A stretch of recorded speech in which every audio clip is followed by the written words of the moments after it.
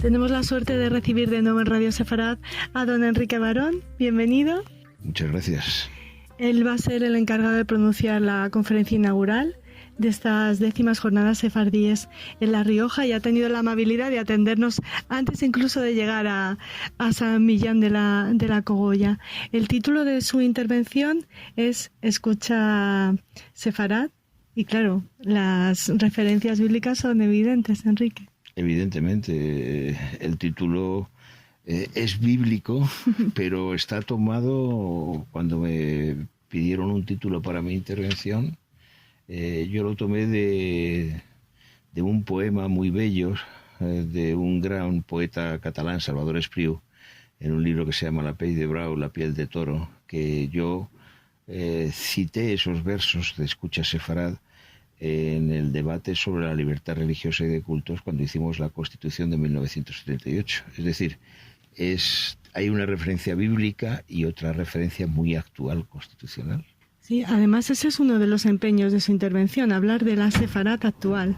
Sí, porque yo, yo no soy historiador, no tengo títulos especiales, aunque sí dediqué una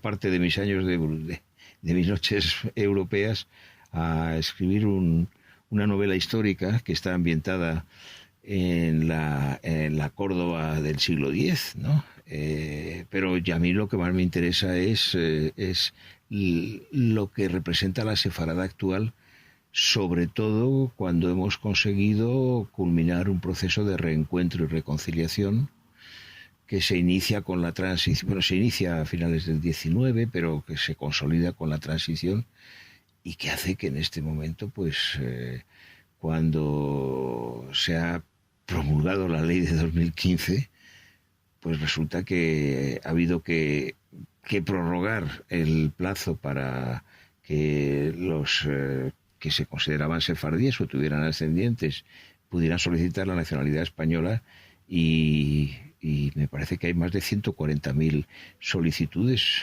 Acabo de regresar de México, en donde buenos amigos pues me plantearon 3 o 4 la cuestión. Me parece que es una señal muy, muy buena, o sea, el que haya tanta gente que a pesar de los pesares pues siga teniendo ese profundo afecto. ¿Sefarad ha escuchado? Yo creo que en este caso se puede decir que sí. Normalmente cuando hablamos de nuestra historia y de las relaciones va por delante el lamento. Yo creo que sí ha escuchado y me alegro profundamente de haber podido colaborar en la medida de mis fuerzas a eso. No ha sido solo esta la única colaboración, su contacto con lo sefardí, con lo judío, con lo israelí, viene desde hace mucho tiempo. También va a hablar de eso en su conferencia. Sí, bueno, yo soy un español educado bajo el franquismo, pero ahí la presencia de la España de las 3 religiones y de la España medieval, pues era una cosa que se trataba dentro de todo, ¿no?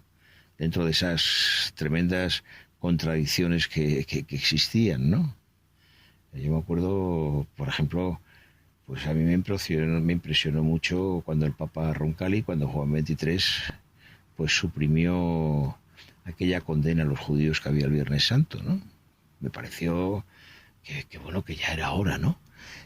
Pero bueno, luego yo en el año 1964 hice un viaje a Oriente Medio y trabajé 3 meses en Israel. ¿En un kibutz?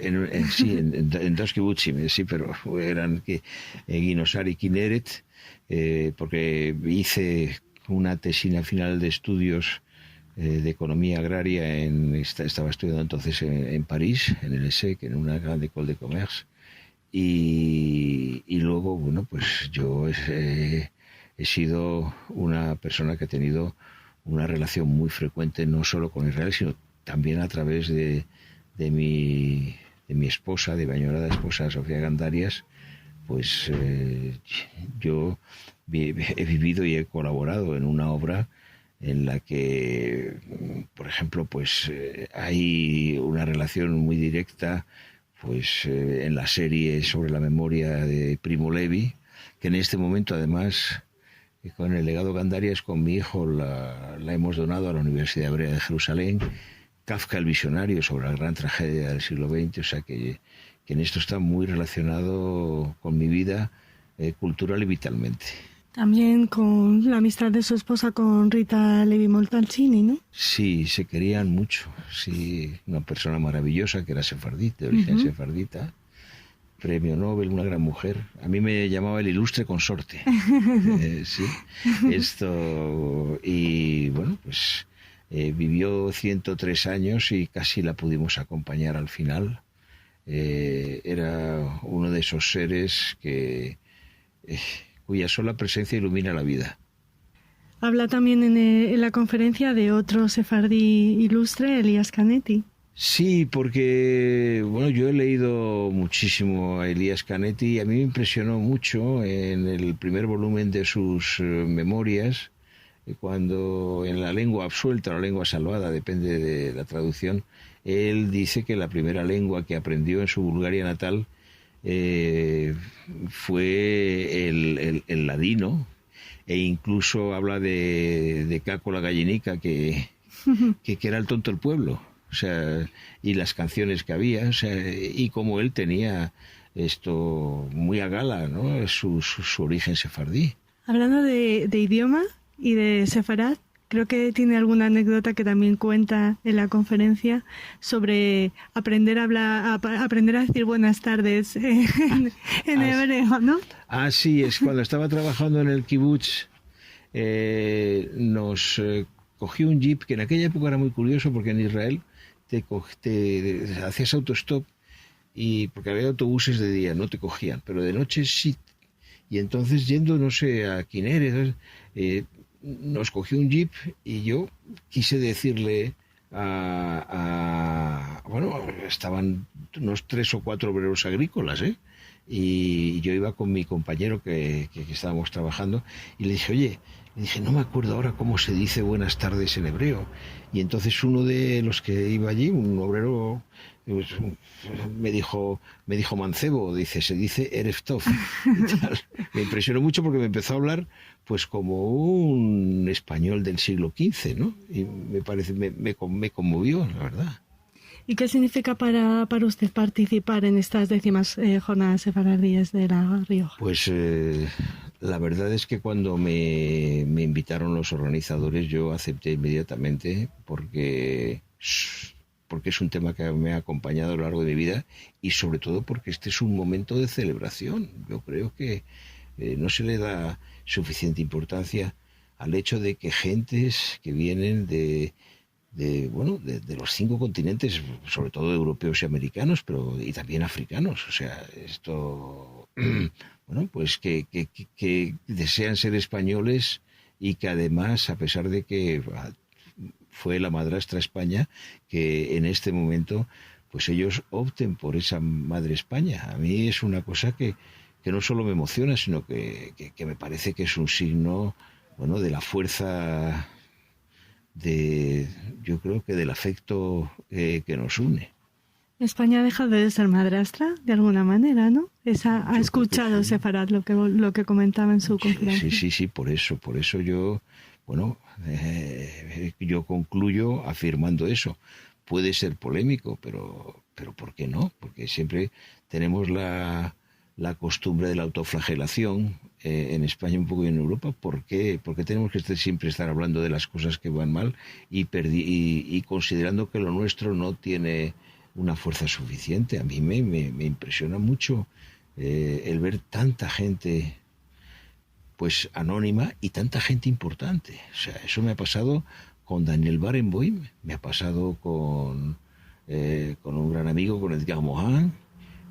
Pues lo he vivido con Joseph Weiler, que es otro de los grandes, otro gran intelectual. Bueno, pues y me ha pasado con gente tan diversa y tan distinta, por ejemplo, como el banquero Jimmy Pinto y su familia, desde su Casablanca natal hasta traer a la diáspora de los Pinto en varios continentes a Toledo y decirme que querían que le recibiera la alcaldesa, pues yo encantado. También cita a Abravanel, ¿cómo no? Claro. A Abravanel sí, porque creo que no solamente es una maldición lo que dice, sino que afirma ese amor a esa tierra, a nuestra tierra. Y es una lamentación, yo no diría, no es una lamentación de Jeremías solo, es una afirmación de algo que, bueno, pues yo diría que los españoles de muy común acuerdo hemos cambiado la historia y hemos ofrecido esa reparación. Muchísimas gracias a Enrique Barón, expresidente del Parlamento Europeo y presidente de la Fundación Yehudi Menuhin, por haber tenido la amabilidad de contestar a nuestras preguntas justo antes de participar, de inaugurar estas jornadas. Muy amable, gracias. No, gracias a ustedes.